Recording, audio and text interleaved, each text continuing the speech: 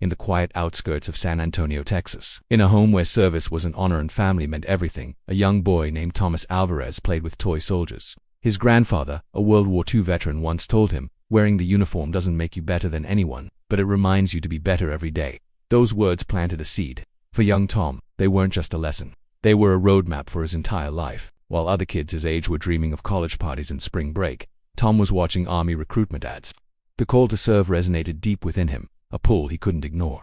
At 18, he didn't just sign enlistment papers. He signed up for a life defined by duty, discipline, and brotherhood. He traded Texas football fields for the training grounds of Fort Hood, his grin wide with the boundless optimism of a young man who had found his purpose. For over a decade, the Army wasn't just a job for Tom. It was his home. He became Sergeant Alvarez, a skilled mechanic, a respected leader, and a brother to the men and women he served alongside. He laughed with them, wrote letters home with them, and fixed armored vehicles under the relentless sun. The years were filled with camaraderie and a sense of belonging he'd never known before.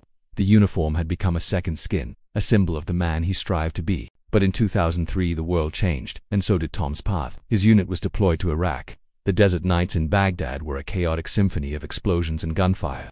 For Tom and his crew, it was just another night at the office, working frantically to repair a disabled Humvee under enemy fire.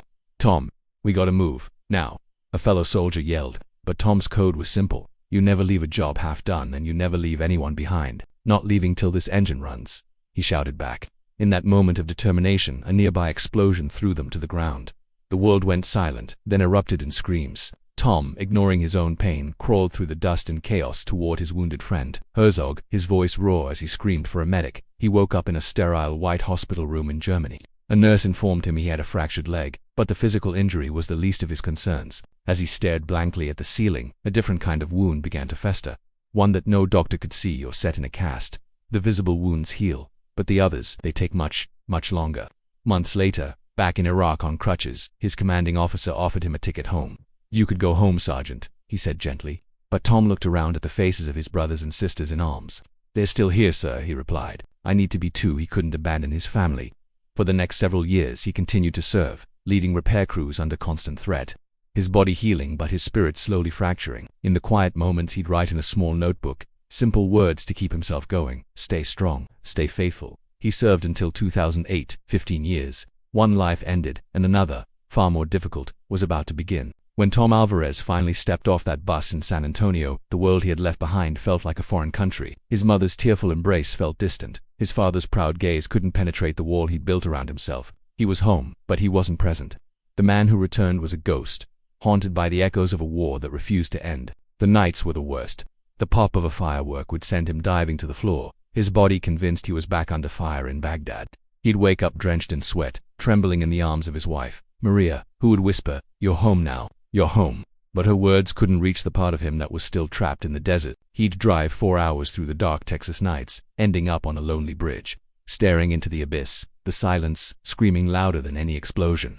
It was in one of those dark moments that his grandfather's voice echoed in his memory. "A soldier always finds his way home." He shut off the engine. He let out a breath he didn't realize he'd been holding for years, and for the first time he truly cried. That moment of surrender was the beginning of a new kind of battle.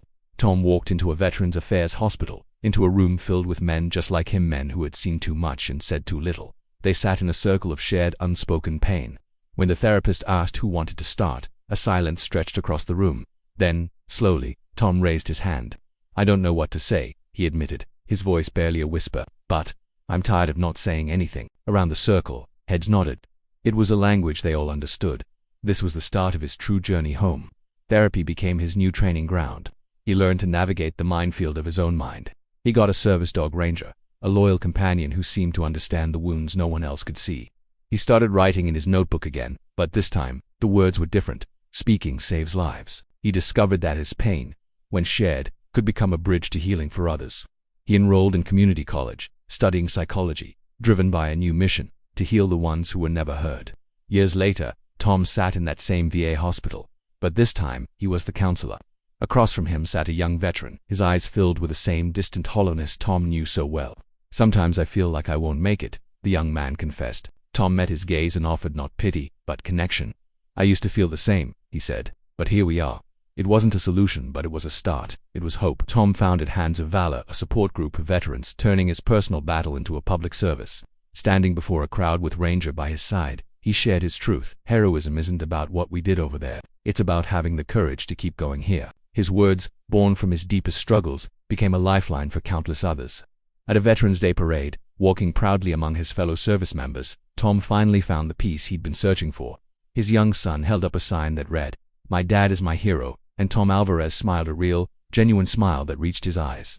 In his office, he hung a photo of his old unit from Iraq. Below it, a handwritten quote captured his journey. "Some of us came back with scars, some never came back, but all of us gave a piece of ourselves for something greater." Thomas Alvarez, the soldier, the father, the counselor, learned that the greatest wars are not fought on foreign soil, but within the human heart.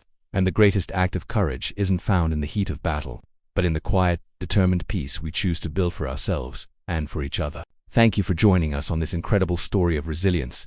If you were moved by Tom's journey, please like this video and subscribe to our channel for more inspiring content. We'll see you next time.